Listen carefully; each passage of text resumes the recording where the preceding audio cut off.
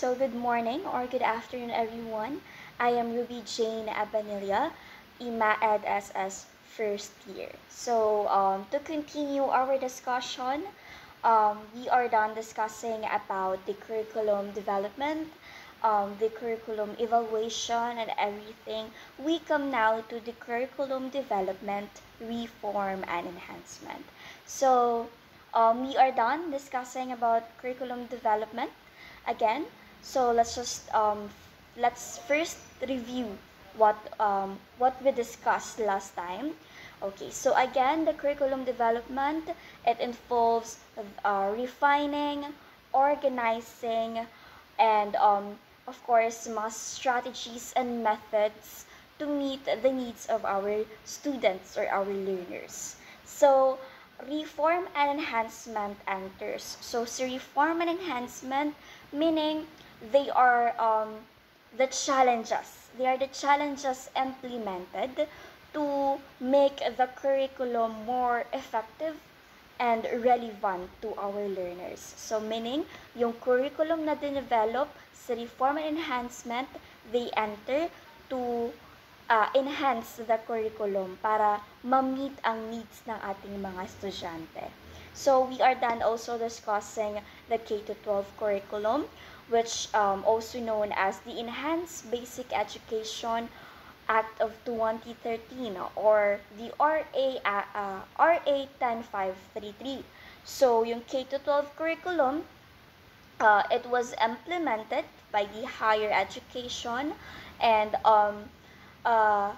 the program or this K-12 included 2 years, di ba? So, nadagdagan ng 2 years ang which is the senior high school, which is the grade 11 and the grade 12. So, they offer different kinds of strands. We have the STEM, the technical, tech voc, di ba? Tech voc strand or courses. So, yon. So, yung K-12 advantage siya for our students. It's because it can develop their critical thinking skills, they can develop their creativity kasi nga they offer different kind of strands, diba? So, nagpa-practical talaga sila ng mga ginagawa, hindi lang lecturing, diba? So, yung K-12 then also is disadvantage.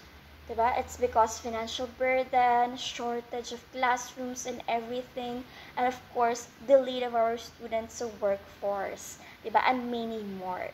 So we are done with that one. And yung OBE naman, or the outcome-based education, we are done discussing those. So we have the 4 principles of OBE. The first one is we have the clarify of focus.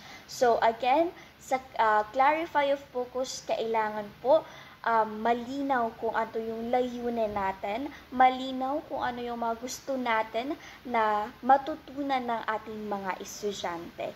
Kailangan well-defined ang ating learning outcomes. So we come now to our second principle. Okay, so the second principle in OBE is we have the designing backwards. Okay, so designing backwards, it's a strategy where the learning process is planned starting with the end goals or outcomes and then working backward to determine the teaching methods, the assessments, the learning activities needed to achieve those outcomes. So this approach ensures that all components of the educational process are aligned with the desired learning outcomes. So, yung designing backwards, ibig sabihin, babalikan po natin kung yung nagawa mo or yung process or yung educational process is aligned sa learning outcome mo. So, yun yung designing backwards. Kailangan yung principle na to, yung pinaka related siya sa una at the beginning of the curriculum design. Diba? So again, learning outcomes has to be clearly defined. Diba? Clearly defined. Kailangan kung halimbawa nagtuturo ka na Ayan na yung mga gusto mong matutunan ng mga estudyante mo, may mga strategies and methods ka na. Ngayon, yung ikalawang principle, babalik po tayo, designing backwards. Titingnan po natin kung lahat ng mga educational achievement and process na nagawa mo is aligned sa learning outcomes mo. So that's the second principle in OBE. Okay, so the third principle in OBE is we have the high expectations. So sa high expectations in OBE or the outcome-based education, this refer to setting ambitious, clear, and meaningful goals for students to achieve by the end of their learning process. So this principle is a cornerstone of OBE, which focuses on the desired learning outcomes rather than the process of instruction. So meaning sa high expectations, again, you have to set a high expectation, a clear standards of performance of our students or our learners. And with that, this will encourage the students to learn. Diba? Mag-i-increase yung engagement nila. This will encourage them to learn because you've set a clear standard of performance of our students. Kailangan malinaw kung ano yung gusto mo or meaningful goals na i-achieve ng mga estudyante mo. And of course, you have to challenge them, diba? You have to set high expectations, you have to set high challenges or high standards of performance ng ating mga estudyante. Kasi nga, iba-iba po sila ng abilities, iba-iba sila ng kakayahan. So, kung hindi ka magsiset ng challenge or standard sa kanila, baka sabihin nila, ay, okay, ganun lang. Hanggang, ito lang yung kaya ko, ganito lang. So, you have to motivate them. You have to set a high challenge or high expectations so that the student will encourage to learn, to excel in the subject, diba? So, yun. That's the third principle, the high expectations in OBE. So the last principle or the fourth principle in OBE, their ability to achieve the intended outcomes. So therefore, OBE emphasizes flexibility in teaching, in learning, and assessment to ensure that every student has the chance to succeed. So, sa expanded opportunities, meaning all the students are expected to excel. Hence, equal opportunities should be provided. So, meaning, kailangan po we expand the opportunities. Hindi po na dito lang sila, hindi po na ganitong activity lang, 'di ba? So, para mag-excel ang ating mga estudyante, kailangan mag-isip tayo ng strategies or opportunities. Bigyan natin sila ng mga opportunities, diba? So next, as we can see here sa table, we have from traditional view to OBE view. So from traditional instruction to OBE learning. So meaning, this one, it reflects a shift in priorities, in methods, and goals in teaching and learning. So sa instruction, from traditional, which is the instruction, they focus on teaching, diba? Standard curriculum. While to OBE view, which is the learning, they are focused on the learning outcomes, which is more on flexible curriculum. So that's it. Next, we have inputs and resources. From inputs to learning outcomes. Next, we have knowledge is transferred by the teacher. To OBE, knowledge already exists in the mind of the learners. From traditional, we have teachers and the students, or independent and isolation. And to OBE, teacher and students work in teams. From traditional, which is teacher dispenses knowledge, to OBE, which is teachers are designers of methods. Okay, so we come now to the curricular landscape in the 21st century classrooms. So, the 21st century has brought transformative changes to education, reshaping the curricular landscape to align with the demands of a rapidly evolving and interconnected world. So, in a society where we lived in, it has become a diverse, globalized, and media saturated. So, yung mga current situation or current education breaks the mold that it has to be flexible, creative, and complex.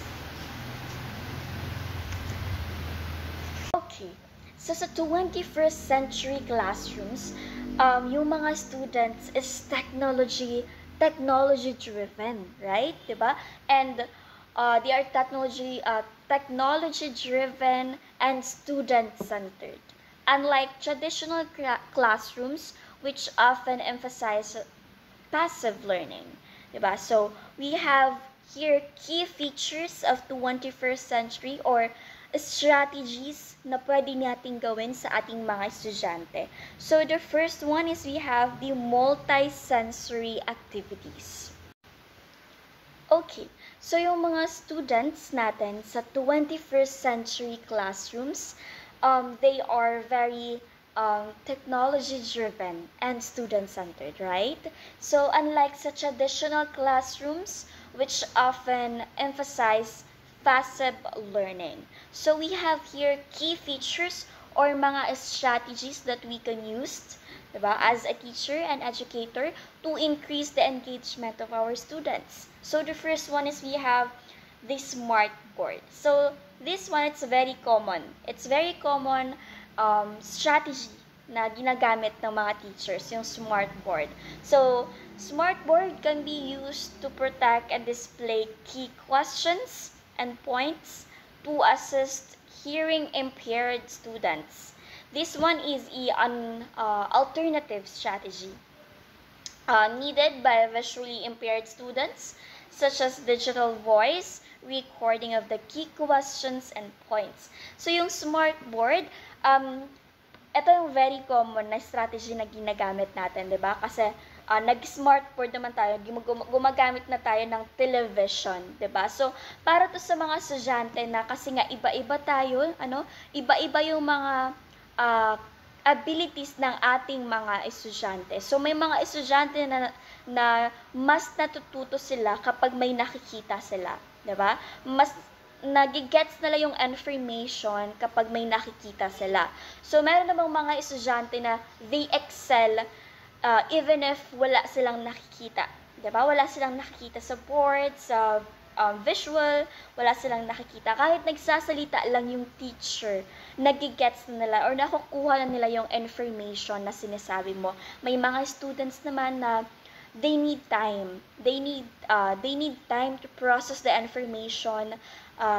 Yung kahit nagdi-discuss ka pa lang or dinidiscuss mo pa lang, and then when you ask question, nakalimutan nila, hindi nila alam, hindi sila nakikinig. Kasi mas natututo sila, may mga estudyante na mas natututo kapag may nakikita sila.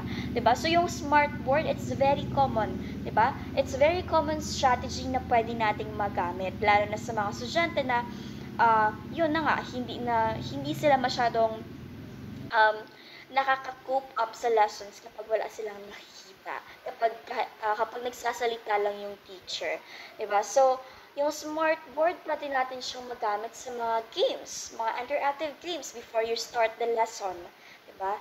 Pwede siyang magamit.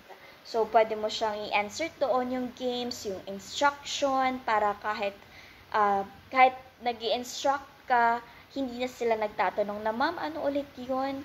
Diba? At least sa smartboard, makikita nila na andun yung instruction mo. Diba? So, yun. Isa siyang strategy na pwedeng magamit ng mga teachers and educators. So, the next one is we have the cooperative group activities. So, sa cooperative group activities naman, it provide needed help for students and assist in social integration.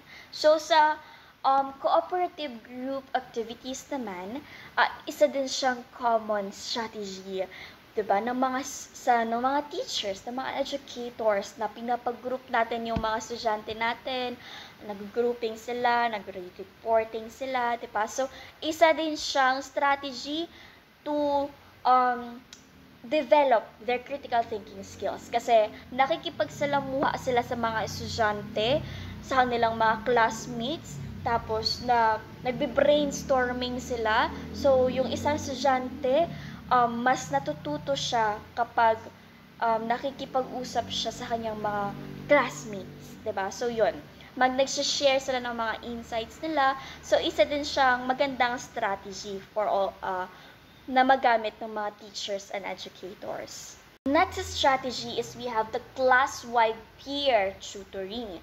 So sa class-wide peer tutoring, it involves assigning social studies tutoring activities to all students in a classroom. So ibig sabihin, yung class-wide peer tutoring class-wide peer tutoring, isa din siyang strategy or method, and it's very engaging to our students kasi yung estudyante, siya yung magtuturo sa classmate niya kung ano yung mga subject or kung ano yung mga hindi niya maintindihan.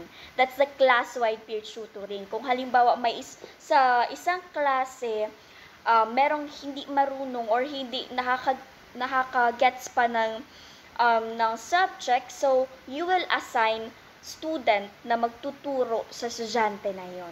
'Di ba? Kasi sabi ko nga kanina, as I've said before, na yung mga students, mas natututo sila kapag sila yung nag-e-explore. 'Di ba? Mas sila nag-e-explore sa topic, sa learning, or sa kanyang classmate. So, mas matututo sila with this activity, with this strategy, na yung classmate niya, siya yung magtuturo kung ano yung mga topics na hindi niya magets, hindi niya natutunan. So, yun. Tapos kung halimbawa meron namang another pa dito, siya naman yung magtuturo. So, lahat ng klase o sa buong klase, kung halimbawa ito na estudyante nagturo sa kanyang estudyante pa na isa, kasi hindi niya masyado nakuha yung lesson. So, eto na tinuruan, siya naman ang magtuturo sa isa pang estudyante na hindi din masyado nakakuha ng lesson. So, yun. So, katapos niyan, yung estudyante na tinuruan na naman, siya naman yung magtuturo sa isa pang estudyante. So, that's the class-wide peer tutoring. Isa siyang maganda ding strategy for all the teachers. So, the next strategy is we have, so the last strategy is we have the reciprocal teaching. So, the reciprocal teaching, this engages students in learning strategies aimed at improving their comprehension of social studies textual material by summarizing, questioning, clarifying, and predicting. So, meaning, ang reciprocal teaching is siyang strategy na, like for example, sa discussion mo, kailangan yung mga estudyante merong predicting. So, kailangan you will not introduce muna the topic, 'di ba? So, kailangan sila they will predict what will be the lesson or the title. 'Di ba? So, like for example, magbibigay ka ng activity sa kanila na related sa susunod ninyong topic. Pero hindi mo pa sa kanila binibigay yung talagang lesson nyo, na ito yung lesson natin. Okay? So, magbibigay ka lang sa kanila ng hint or ng activity, and then they will predict na, oh, okay ma'am, I think yung topic natin is this one. I think ma'am, yung topic natin is like this one. So, with that, the students think, diba? They will predict what will be the lesson. And of course, questioning, they will develop questions na ano kaya yung topic natin? Okay, baka ganito. Ano kaya yung ibig sabihin nito? Ano kaya yung ganyan? 'Di ba? And of course, summarizing and clarifying. So they will clarify all those may mga words or mga phrases sila na bago sa kanila, 'di ba? So they will clarify na what's this? And then after that, they will work together to clarify those phrases or words na hindi nila nagigets, na hindi nila alam, na bago sa kanila. So, that's the reciprocal teaching. So, we have there, yan yung mga strategies na pwede nating magamit as educators and teachers to meet the needs of our learners. So, in conclusion, overall, the curriculum development, reform, and enhancement are very essential to create or to creating an education system that is dynamic, inclusive, and future-ready. Our reimagined curriculum is a foundation for building innovative, resilient, and socially responsible individuals. So, yung curriculum is the cornerstone of a future-ready education system by embracing the innovation, the inclusivity, and the real-world practices. We empower students to adapt and excel. So, a transformed or enhanced curriculum doesn't just educate. It shapes the leaders, and of course, it shapes us, the teachers and educators. So that would be all. Thank you very much for listening, and thank you for your time. God bless us all. Take care.